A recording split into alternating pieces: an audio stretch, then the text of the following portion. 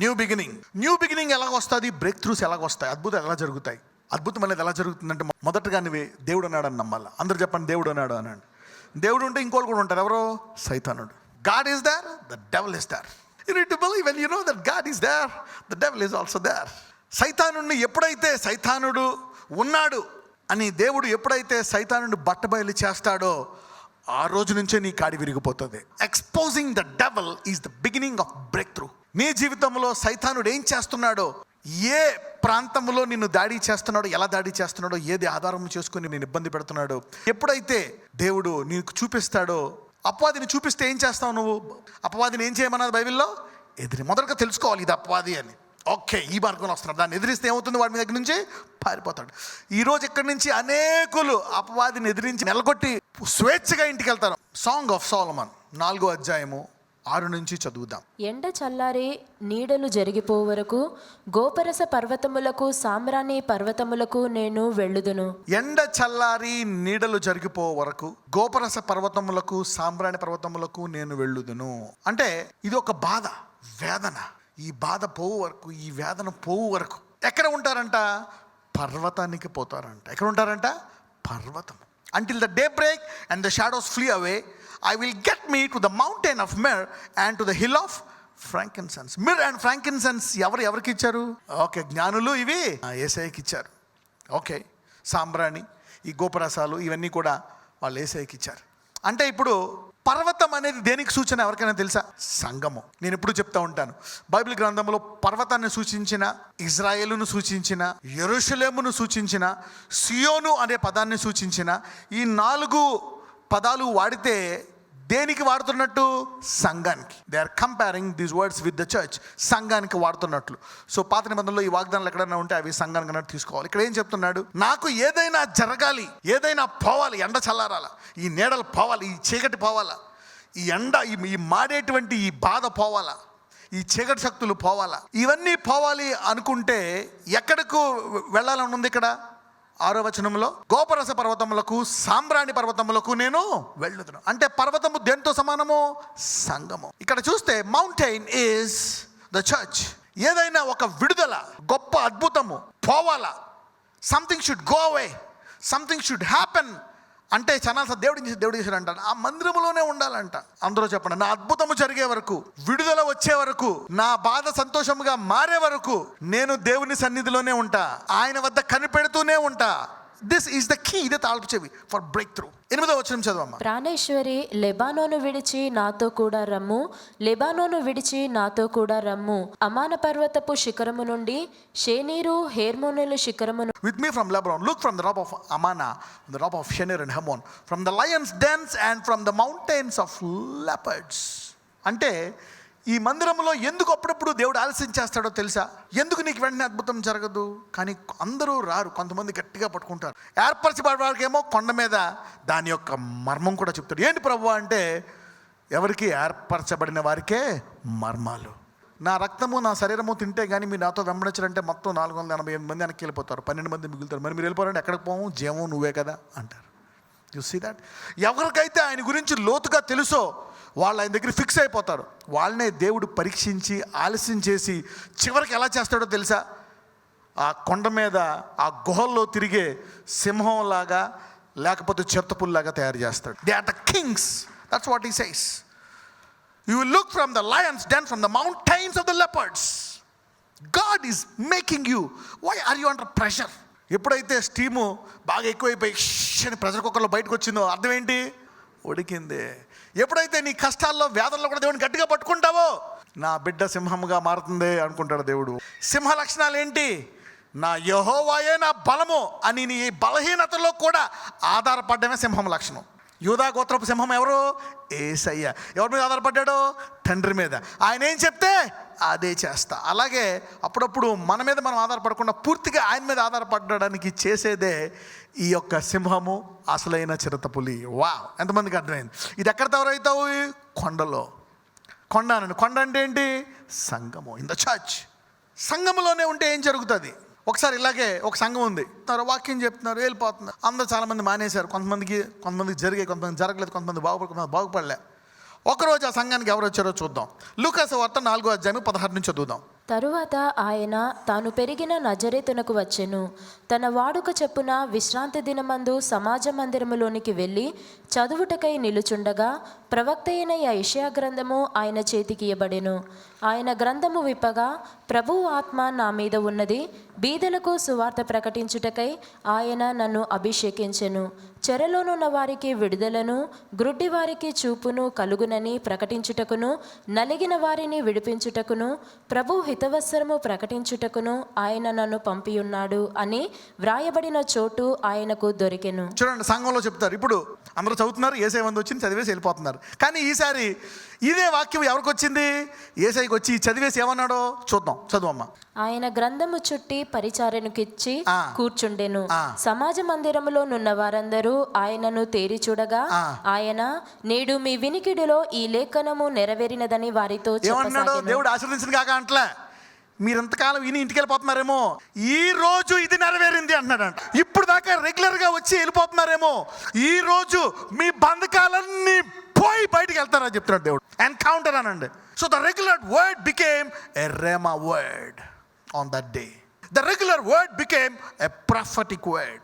The regular word became a powerful food. అంటే ప్రతిసారి చదివే వాక్యం ఈసారి ఏమైపోయింది? ప్రవచన వాక్యం అయిపోయింది. ప్రతిసారి వినే వాక్యం ఏమైపోయింది?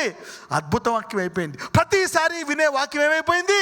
కాడి విరగొట్టు వాక్యం అయిపోయింది. ప్రతిసారి వినే వాక్యం ఏమైపోయింది? నెరవేర్చే వాక్యంగా మారిపోయింది. అంటే ఇప్పుడు ఆ సంఘంలో ఉన్న వాళ్ళందరూ ఏమయ్యారు? ఆ సంఘంలో ఎవరికైనా రోగాలు ఉండి ఏమయ్యాయి? ఆ రోజు స్వస్థపడిపోయాయి. అప్పులు ఉండి ఏమైపోయాయి? పోయాయి. పిల్లలు లేకపోతే ఏమయ్యారు? పిల్లలు. సొంతలు లేని వాళ్ళు ఏమయ్యారు? సొంతిల్లు. ఎందుకంటే ఏమంటున్నాడు ఆయన? నేడు మీ వినికిడిలో ఈ లేఖనము లోకంలో వెళ్తాడా, సంఘంలో వెళ్తాడా? ఎవరు కష్టాలు వచ్చినా, బాధలు వచ్చినా ఏదో ఒక రోజు దేవుడు విడిపిస్తాడులే అని ఆ రోగాల్లో, ఆ కష్టాల్లో, ఆ బాధల్లో ఆ రోజు మందిరంకి వచ్చిన వాళ్ళకి ఆ రోజు ఆ వాక్యాన్ని వారి జీవితంలో నెరవేర్చుకున్నారు. మీ జీవితంలో కొన్ని ఇరిగిపోవడము ఖచ్చితము, కొన్ని రోగాలు వేరుతో పోవడము ఖచ్చితం. ఈ రోజు ఈ వాక్యము ఎవరైతే ఫేస్బుక్లో వింటున్నారో ఈ రోజు ఈ వాక్యము మీకు కాడి విరగొట్టే వాక్యంగా మారిపోతుంది. Okay, so God is breaking this yoke in your life. This is prophetic, you don't know. ఈ వాక్యం వినడానికి మీరు ఇక్కడ ఉన్నందుకు మీ కాళ్ళన్నీ విరిగిపోతాయి ఈరోజు. Today is again a sure new beginning.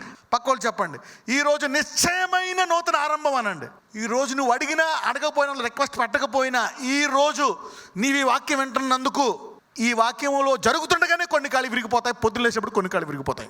సమాజం అందరూ తెరిచి వస్తున్నారంట. ఏంటినా దేవుడు దీన్ని ఆశీర్వదించేది కాక అనుకోకుండా వెళ్ళిపోయేటి. ఇది రెగ్యులర్గా వెళ్ళిపోయేది కాదు. ఈరోజు మీ వినికిడిలో ఈ లేఖనము హితవత్సరం అంటున్నాడు వాళ్ళకి, గుడ్డి వారికి కనుచు. అంటే ఆ రోజు ఆ సంఘంలో అందరూ ఏమైపోయారు? స్వస్థపడిపోయారు. ఆ రోజు సంఘంలో కాళ్ళన్నీ ఏమైపోయాయి? ఇరిగిపోయాయి. అదే సంఘంలో యేసుప్రభు వారు ఆ వాక్యం చాలాసార్లు చదివారు. ఎవరో చదువుతుండగా ఆయన అన్నాడు, ఆయన చదువుతుండగా ఎవరెవరో అన్నారు. చిన్నప్పటి నుంచి వాడుక చొప్పున వెళ్తా ఉన్నాడు. కానీ ఆ రోజు ఆయన మీదకి ఆత్మ వచ్చింది, సంఘం మీదకి వచ్చింది, ఆ వాక్యం నెరవేరింది. A new beginning can happen like this. ఎప్పుడు ఇక జరగదు అనుకుంటున్నావా? ఇక జీవితం అంతా ఇంతే అనుకుంటున్నావా? God will change some things. ఇప్పుడు దాకా కని ఇక జరగదు అనుకుంటున్నారా? ఈ వాక్యం వింటున్న నీవు ఖచ్చితంగా జరిగి తీరుతాదే. ఒక్కొక్కసారి దేవుడు మాట్లాడినప్పటికీ అక్కడే ఉండాలి. ద్వితీయోపదేశ కాండము 2వ అధ్యాయము మొదటి 3 వచనాలు. మరియు యెహోవా నాతో చెప్పినట్లు మనము తిరిగి ఎర్ర సముద్రము మార్గమున అరణ్యమునకు ప్రయాణమైపోయి బహుదినములు షేయీరు మన్నెము చుట్టూ తిరిగితిమి. చూడండి, ఇంగ్లీష్లో we compassed Mount Seir many days. Mount share అంటే ఏంటి? అది లోయ, కొండ. సేయూరు మన్నెము అంటే ఏంటి? అది కొండ, లోయ, కొండ. అందరూ కొండ అనండి. Mount share is a mountain. ఇజ్రాయేలీలు ఆ కొండ చుట్టూ ఎన్ని సంవత్సరాలు తిరిగారో తెలుసా? ఎన్ని సంవత్సరాలు?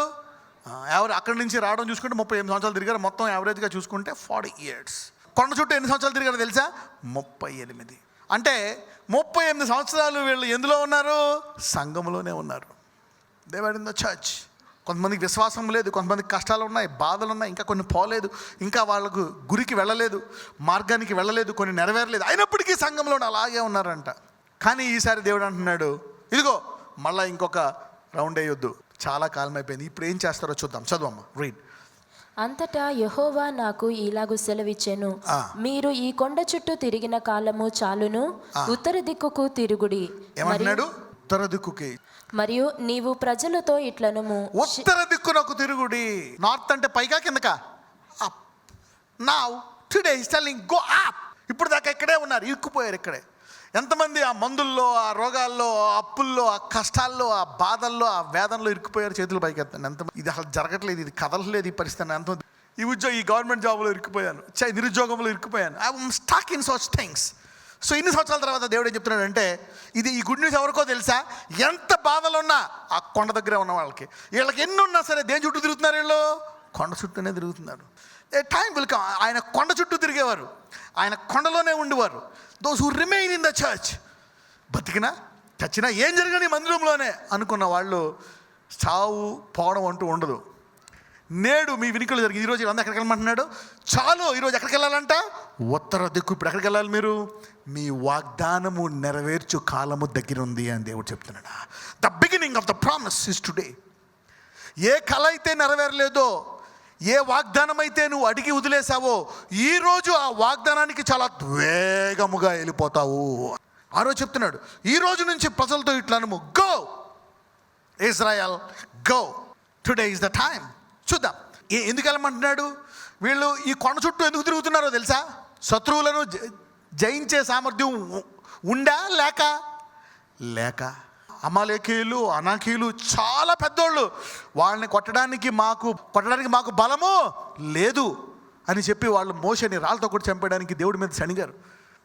బలము లేక, బాధలో, కష్టములో, కానీ వెనక్కి వెళ్ళిపోకుండా, ఈజిప్ట్కి వెళ్ళిపోకుండా ఎక్కడున్నారు? మందిరంలోనే. ఒక్కొక్కసారి దేవుడు ఎర్ర సముద్రం గుండా పట్టుకొస్తాడు. ఎందుకంటే వెనక్కి వెళ్ళడానికి మళ్ళీ ఛాన్స్ లేదు. వెనక్కి ఛాన్స్ ఉంటే వెళ్ళిపోతారు వీళ్ళు. ఇదికుంటా సముద్రం ఎక్కడ ఇస్తారు, ఇదికోవడానికి కూడా ఛాన్స్ లేదు. అందుకే కావాలని తీసుకొచ్చాడు ఆయన ఈ రూట్లో. God brought them through that. కానీ ఎన్నొచ్చినా అక్కడే ఉన్నారంట. ఇంతకాలము భయమేసి, ఈ వాగ్దానం నెరవేరుతుందా? నాకంత సీన్ ఉందా? నిజంగా దేవుడు ఆశీర్వదిస్తాడా? నన్ను స్వస్థపరుస్తాడా? నన్ను ఇలా వాడుకుంటాడా? నాకు ఆ ఉద్యోగం ఇస్తాడా? రేట్లు ఇల్లు పెరిగిపోయి స్థలం కొనుక్కోగలనా? నేను ఫారెన్ వెళ్ళగలనా? గాడ్. ఎందుకంటే భూమి మీద సంపూర్ణత యెహోవాది. మనుషులందరూ ఎవరి వశంలో ఉన్నారు? యెహోవా వశంలో ఉన్నారు. ఎవరికైనా కోరేష్ అభిషేకం తెలుసా? కోరేష్ అభిషేకం అంటే ఏంటో తెలుసా? కోరేష్కి ఏమన్నాడో తెలుసా? ఇదిగో కోరేషు, భూమి అంతా నీ చేతిలో పెట్టేస్తున్నాను. మనుషులే కాదు, మనుషులు, పశువులు, గాడిదలు, పురుగులు అన్నీ నీకు చేతికి ఇచ్చేస్తాను అంటున్నాడు. ఎవరి చేతికి ఇచ్చాడంట? కోరేష్. ఎందుకు? మనుషులే కాదు, అందరూ నా వశంలో ఉన్నారు అంటున్నాడు దేవుడు. అంటే భూమిలో ఉండే mine, iron ore, diamond mine, ఉద్యోగాలు, ఫ్యాక్టరీలు అన్నీ ఎవరికి ఇచ్చేసాడంట? కోరేష్. ఒక చిన్న మాట, అభిషేకం కోరేష్ తీసుకో అన్నాడు, అంతే, అయిపోయింది. ఏది జరగనిది దేవుడు ఒక మాటలో నీ జీవితాన్ని పూర్తిగా మార్చివేస్తాడు. అలాగే ఆ రోజు ఒక వాక్యం చదివి, ఈ రోజు ఇది నెరవేరుస్తుంది అన్నాడు అక్కడ. You see that now. వీళ్ళు ఎంతకాలం భయంతో వెళ్ళలేకపోయారు. అయితే దేవుడు అంటున్నాడు, ఇప్పుడు మీరు ఎక్కడికి వెళ్ళాలంట? నార్త్ వైపు వెళ్ళండి. ద్వితీయోపదేశకాండము 2:25. నేడు నేను నీ వలన భయము, నీ వలన వెరపు ఆకాశము క్రిందనున్న సమస్త దేశముల వారికి పుట్టింప మొదలుపెట్టి. నేను ఎప్పుడైతే ఈ ప్రదేశాన్ని కదలమన్నానో, పైకి వెళ్ళమని చెప్పానో, ఆ రోజు నుంచి దేవుడు ఏం చెప్తున్నాడంట? సమస్త దేశముల వారికి నీవంటే భయాన్ని పుట్టిస్తాడంట. వారు నిన్ను గూర్చిన సమాచారము విని నీ ఎదుట వణికి మనవేదన. అంటే ఏంటి? ఇప్పుడు దాకా ఏ శత్రువుకైతే నువ్వు భయపడుతున్నావో, ఈ రోజు నుంచి భయపడతాడంట. ఇప్పుడు దాకా ఏ రోగం అయితే, ఏ అప్పు అయితే, ఏ కష్టమైతే లొంగలేదో, ఈ రోజు నుంచి లొంగుతాడంట. The day of the Lord, the year of visitation. This is what God is telling. ఏంటి ఈ రోజుల యొక్క ప్రత్యేకత ఏంటి? చూడండి, ద్వితీయోపదేశకాండం 2:31 నుంచి చదువమ్మా. అప్పుడు యెహోవా, చూడుము, సీహోనును అతని దేశమును నీకు అప్పగింప మొదలుపెట్టి ఉన్నాను. అతని దేశము నీదగునట్లు నీవు దాన్ని స్వాధీనపరచుకున్న మొదలుపెట్టుమని. అంటే ఇన్ని సంవత్సరాలు తిరిగారు భయమేసి, శత్రువులకు భయమేసి, ఇప్పుడు శత్రువులు మిమ్మల్ని చూసి భయపడతారు. వెళ్ళి ఈ రోజు నుంచి స్వాధీనపరచుకోండి. అంటే ఎల్లవేళలా ఆయన మందిరం వచ్చే వాళ్ళకి టైం ఒకలాగే ఉండదు. ఒక్కొక్కసారి పూర్తిగా మారిపోతుందంట. అదే ఈ రోజు. Today is that day. అంటే ఏంటి? కాడి విరగడం ఖాయం. ఈరోజు కాడి విరగాల్సిందే. I don't know how many people. ఎంతమంది నా జీవితంలోంచి కుదరని వ్యాధి ఏదైనా పోవాలనుకుంటున్నారు? షుగరా, ఐసైటా, హార్ట్ ప్రాబ్లమా? ప్రతిసారి ప్రార్థించే ప్రార్థన వేరు. ఇలాంటి వాక్యాలు చెప్పినప్పుడు ఇప్పటికే ఇరిగిపోయింది మీకు. If you have listened to this word, it is done. కానీ ఈ రోజు వాక్యం వాళ్ళకి కూడా ఏమవుతుందో తెలుసా? ఈరోజు హితవస్త్రం ప్రకటన పడుతుంది. You cannot be question because of this word. ఇప్పుడు యేసుప్రభువు ఆ మందిరంలో నేడు ఈరోజు నెరవేరింది అన్న వాళ్ళని పరీక్షించవచ్చా? ఏమి నెరవేరింది వాళ్ళలో? ఎవడైనా ఆయన యందు ఉంటే ఏంటో తెలుసా, ఈరోజు వేరుగా ఏం జరగదు, but this will change your life. ఏం విరిగిపోవాలనుకుంటున్నారు ఈరోజు? హితవత్సరము అనండి. మీకు తెలుసా, మీకు తెలియని కాళ్ళు కూడా విరిగిపోతాయి ఈరోజు. నువ్వు చెప్పుకునే కాళ్ళు ఒక్కొక్కసారి నీ శత్రువు ఎవరో నీకు తెలియదు. పరిశుద్ధాత్మ యొక్క శక్తి ఏంటో తెలుసా? అప్పుడప్పుడు మనం భాషలతో ఎందుకు మాట్లాడాలో తెలుసా? భాషలు సాధారణంగా ఆత్మతో మనసుతో ప్రార్థన చేస్తే నీ సమస్యలు నువ్వు చెప్పుకుంటావు. ఆత్మతో ప్రార్థన చేస్తే నీకు తెలియని సమస్యలు కూడా దేవునికి చెప్పుకుంటుందంట. ఈరోజు నీకు తెలియని బలహీనతలు అవి కూడా ఇరిగిపోతాయి. నీకు తెలియని ఆశీర్వాదాలు కూడా వస్తాయి. నీవు అడగని కూడా నీ మీదకి వస్తాయి. ఈరోజు అందరూ చెప్పండి, నేను అడిగిన ఆశీర్వాదాలు నా మీదకి వస్తాయి. You see the prophetic word, today is the day that God is going to set free. మామూలుగా బిబ్లికల్గా చూసుకుంటే 2000 సంవత్సరాలు అబ్రహాము, 2000 సంవత్సరాల వరకు యేసుప్రభు తర్వాత 8,000 సంవత్సరాలు వచ్చింది. 8,000 సంవత్సరాలు అయ్యాయి 2018. అవునా కదా? ఎంతమంది తెలిసి ఇది? అంటే 6,000 సంవత్సరాలు అయిపోయిన తర్వాత 7,000 సంవత్సరం ఇది. 7,000 సంవత్సరంలో ఇదొక యుగం. ఈ యుగంలో మనం ఎంత క్రాస్ అయ్యామో తెలుసా? 18. The church has grown up to receive something from God. ఈ 18 సంవత్సరాలు దేవుని మందిరంలో అంతకుముందు నుంచి నిలకడగా ఉండి ఎదుగుతున్న వాళ్ళకి, అంటే సంఘం 7,000 సంవత్సరంలో 18 అంటే అడల్ట్ అయిందా లేదా? Grown up. ఈ సంవత్సరం దేవుడు నిన్ను అపవాది కంటే బలవంతంగా చేయబోతున్నాడు. God is going to make you stronger than the devil. So ఇన్ని సంవత్సరాలు చర్చికి వెళ్ళావు, షుగర్ పోలే, బీపీ పోలే, నొప్పులు ఇంకా ఎక్కువయ్యాయి, డివోర్స్ అయిపోయింది, పిల్లల బాధ, అప్పులు, కష్టాలు, రోగాలు, ఇంకా బలహీనతలు పోలే, శోధనలు పోలే, పడిపోతానే ఉన్నావు. దేవుడు చెప్తావు, అయినా నా మందిరంకి వస్తున్నావు కదా, అందుకని నిన్ను ఆ శత్రువు కంటే బలముగా చేస్తాను. I will make you stronger than the devil because you been still hanging on to me, still believing me, still praying. అందరూ చెప్పండి, యేసయ్యా నేను నిన్ను విడవను. గాడ్ ఈజ్ సీయింగ్, నేను వెంబడిస్తున్నాడా? ఎవరైతే దేవుని విడవకుండా పట్టుకుంటారో వాళ్ళు ఎవరో తెలుసా? ఎన్ని కష్టాలు వచ్చినా గొప్ప విశ్వాసులు. ఒక స్త్రీ ఉంటుంది, యేసయ్యా నా కుమార్ స్వస్థపరచంటే నేను చేయను అన్నాడు. మళ్ళీ వాళ్ళందరూ వచ్చి యేసయ్యా కొంచెం చేయవయ్యాలని శిష్యులు రికమెండ్ చేస్తారు. పిల్లలు రొట్టె కుక్క పిల్లలకి వేయకూడదు అంటాడు. అయినా ఏమంటుంది? అయినా పర్లేదు, తింటే విడిచిపెట్టదు. అమ్మ నీ విశ్వాసం గొప్ప, తీసుకో అంటాడు. ఎన్ని జరుగుతున్నా దేవాన్ని నీ విడిచిపెట్టను. అలాగే ఉంటాయి గుడిలోనే. చచ్చిన అక్కడ అనుకున్న వాళ్ళకి అంటున్నారా, అదే రోజు నీ హితవత్సరం. This is the day that God want to do something today. I don't know ఎవరైతే ఎన్ని కష్టాలు ఉన్నాయి, నీది గొప్ప విశ్వాసము. గొప్ప విశ్వాసులకు దేవుడు ఏం చేస్తాడో తెలుసా? గొప్ప బహుమానం ఇస్తాడు. దేవుడు ఏంటో తెలుసా? మన విశ్వాసం అంటాం. దేవుడు ఒక రాజు. ఎంతమందికి రాజులు తెలుసు? మీరు పాతకాలం సినిమాలు చూస్తూ ఉంటారు, గ్రంథాల్లో, బుక్కుల్లో, ఏ బుక్కులో అని ప్రపంచ బుక్కులో ఉంటుంది. రాజు డాన్స్ బాగా నచ్చితే ఏం చేస్తాడు? రాజు కంకణాలు తీసేస్తాడు. బాగా నచ్చింది అనుకో హేరోదులాగా ఏం చేస్తాడు? సగం రాజు ఇచ్చేస్తారంట. అది రాజుల హృదయం. మన దేవుడికి ఏమి ఇష్టమో తెలుసా? విశ్వాసం. ప్రతిసారి విశ్వాసం చూపించినప్పుడు నీకు బహుమానం ఇస్తాడంట. Every time you show faith he will reward you. నీ కష్టాల్లో మూలుగులో నేను చచ్చిపోతా, అయినా నేను నమ్మి చచ్చిపోతాలే అంటావా, చాలు, ఆయన చాలా ఇష్టపడతాడంట. దేవుడు లేడు అనకూడదు, ఉన్నాడు, అయినా నేను చచ్చిపోయి పరలోకంగా వస్తాను ప్రభు. అయితే ఏమైంది? యోబులాగా నేను చంపేసిన ఆయన్ని నమ్ముతా అన్నాడంట. దేవుడు చూశాడు, ఎంత గొప్ప విశ్వాసమా. ప్రతి విశ్వాసము, any faith, God is a rewarder. ఈ 18 సంవత్సరాలు ఇంకా మందిరంలో ఉన్నావా? గొప్ప విశ్వాసులకి ఈరోజు గొప్ప బహుమానం ఇస్తున్నాడు. God is a great rewarder. అందరూ చెప్పండి, గొప్ప విశ్వాసులకు నా దేవుడు గొప్పగా బహుమానం ఇస్తాడు. గొప్ప విశ్వాసం ఉండేటి రోగాల్లో, కష్టాల్లో, బాధల్లో, వేదనలో కూడా యేసయ్యా నువ్వే నా దేవుడు, నేను నిన్ను ఇంకా ఆరాధిస్తానయ్యా, నేను ఇంకా స్తుతిస్తాను, నేను ఇంకా నీ మందిరానికి వస్తాను అన్నవారు ఎవరో తెలుసా? గొప్ప విశ్వాసులు. ఇంకా ప్రార్థిస్తాను, 10 ఏళ్ళ నుంచి నువ్వు ప్రార్థన ఆలకించలే, అయినా నేను ప్రార్థిస్తాను. ఇఫ్ ఆల్ క్యాన్, దేవుడు కానీ అందరిని పిలవలే. Today is a prepared day, not for everybody. దేవుడు యేసయ్య ఊరందరినీ పిలిచాడా? ఓన్లీ సంఘానికైనా హితవత్సరం? సంఘానికే. స్వస్థత వరం ఎవరికే? రోగులందరినీ స్వస్థపరిచాడు. కానీ సంఘానికి ఏంటో తెలుసా? ప్రతి కాడి విరిగిపోవాలి. నూతన సంవత్సరం, new beginning for the church. Everything is new. శిష్యులకి వేరు, శిష్యులకి అందరికీ స్వస్థత వరం ఇచ్చాడు. అందరినీ స్వస్థపరిచి, శిష్యులకి ఏమన్నాడు? వాళ్ళని స్వస్థపరచడమే కాదు, రోగులను స్వస్థపరిచే వరం కూడా ఇచ్చాడు. మీరు నాతో పాటు ఉంటారు, you will be with me and like me. నా అధికారము మీకు ఉంటుంది. ఆయనతో పాటు సహవాసం చేసే వారికి వేరు. ఈరోజు నజరేయుడైన యేసయ్య, ఎవరెవరైతే ఇంకా ఇన్ని సంవత్సరాలు గడుస్తున్నాయి, రోజులు గడుస్తున్నాయి, వాక్యం మీద వాక్యం వింటున్నాం, ప్రార్థన మీద ప్రార్థన చేస్తున్నాం, ఉపవాసాలు ఉంటున్నాం, అన్నీ చేశాం, జీవితం అంతా ధారపోసాం, ఇంకా మా జీవితంలో నష్టాలు, కష్టాలు తప్ప ఏమీ మిగలలేదు నాయన, అయినా నేను వెంబడిస్తున్నాము. అది గొప్ప విశ్వాసం. ఈరోజు అటువంటి వారికి దేవుడు అంటున్నాడు, హితవత్సరము, నేను ఆ కాడిని విరగొడతాను. ఈరోజు నీవు కోల్పోయినవి తిరిగి ఇచ్చేస్తాను. నేను అటువంటి దేవుడను. నేను ఇదిగో ఈరోజు నేను ప్రకటిస్తున్నాను హితవత్సరము. ఇప్పుడు దాకా అనేక వర్తమానాలు, అనేక ప్రార్థనలు నీకు చేశారేమో. ఈ ప్రార్థన ఈరోజు నిజముగా నూతనమైన వాటిని దేవుడు నీ జీవితంలో ప్రవేశపెడతాడు.